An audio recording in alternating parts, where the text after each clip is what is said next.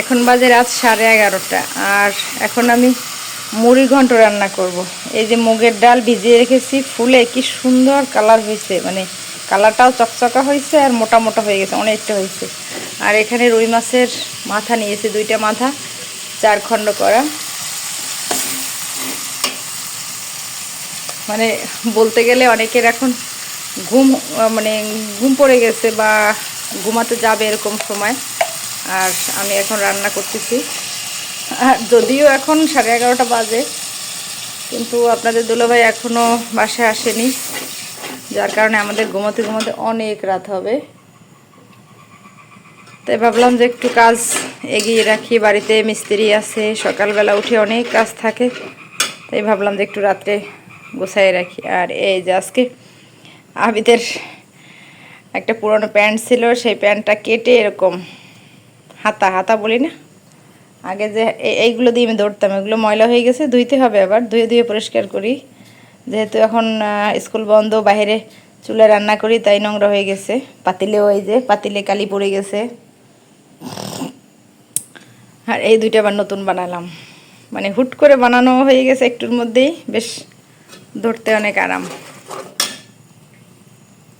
বিসমিল্লাহ। অনেক আগে, আজ থেকে প্রায়, তখন কি আবিহার জন্ম হয়েছে কি হয় নাই মনে, হ্যাঁ আবিহার মনে হয় জন্ম হয়েছে 4 বছর আগে। আবিহার জন্মের কিছুদিন পরেই একবার এরকম মুড়ি ঘন্ট রান্না করেছিলাম, তখন আবিহা অনেক ছোট, মানে রুই মাছের ছোট মাথা দিয়ে আর মুগের ডাল দিয়ে। সেই মুড়ি ঘন্টর স্বাদ পরবর্তীতে যতই রান্না করি না কেন, ওই মজা বা ওই স্বাদটা কিন্তু আর হয় নাই। দেখি আজকে কি হয়। সব রকমের মশলাই এখানে দেওয়া হয়েছে, স্বাভাবিক যে মশলা দিই, পেঁয়াজ রসুন ওগুলো তো দেওয়া হয়েছে, হলুদ মরিচ, তারপরে আদা বাটা, গরম মশলা, দারচিনি এলাচ সব কিছুই দেওয়া হয়েছে। মুগের ডালটা কিন্তু এমনি মজার একটা ডাল, আর সিদ্ধ হয়ে গেছে যার কারণে তাড়াতাড়ি, এই সিদ্ধ না সরি, এরকম ভিজিয়ে রেখেছি যার কারণে তাড়াতাড়ি সিদ্ধ হয়ে যাবে। এদিকে সারাদিন এত ব্যস্ততা, এই যে বেসিংয়ের এই অবস্থা, মানে সিঙ্কের ভিতরে সমস্ত থালাবাটি আধোয়া এলোমেলো।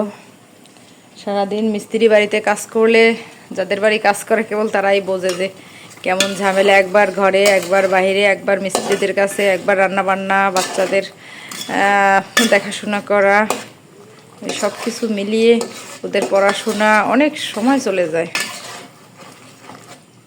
যাই হোক, এখন ভালো করে কষিয়ে নিব।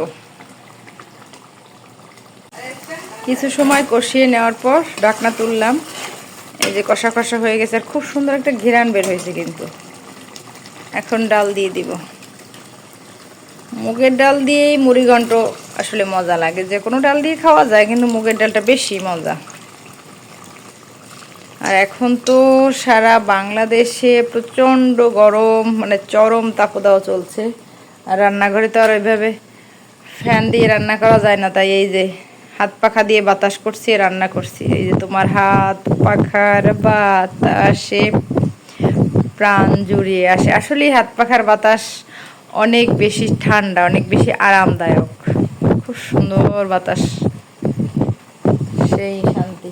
বাইরে বেশ ভালোই বাতাস আছে, কিন্তু বিল্ডিংয়ের ভিতর ওরকম তো বাতাস ঢুকতে পারে না, জানলা আটকায় দিলে তো ওভাবে আসতে পারে না, তখন অনেক বেশি গরম লাগে। বাইরে আমাদের এখানে অনেক বেশি গাছপালা, যার কারণে বেশ উঠানে বের হইলে অনেক সুন্দর ঠান্ডা লাগে। একটু বেশি করেই ডাল দিচ্ছি।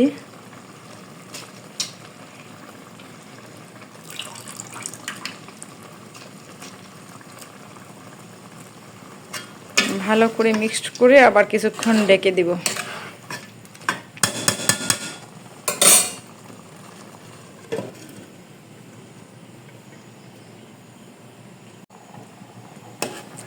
ডাল দিয়ে আবার কিছুক্ষণ কষিয়ে নিয়েছি, খুব ভালো করে কষিয়ে নেওয়ার পরে পানি দিয়েছি কিছুটা, আর একটু তেজপাতা আর কয়েকটা কাঁচামরিচ দিলাম। পানি লাগলে পরে আর একটু দেওয়া যাবে। এখন ঢাকনা দিয়ে দিচ্ছি।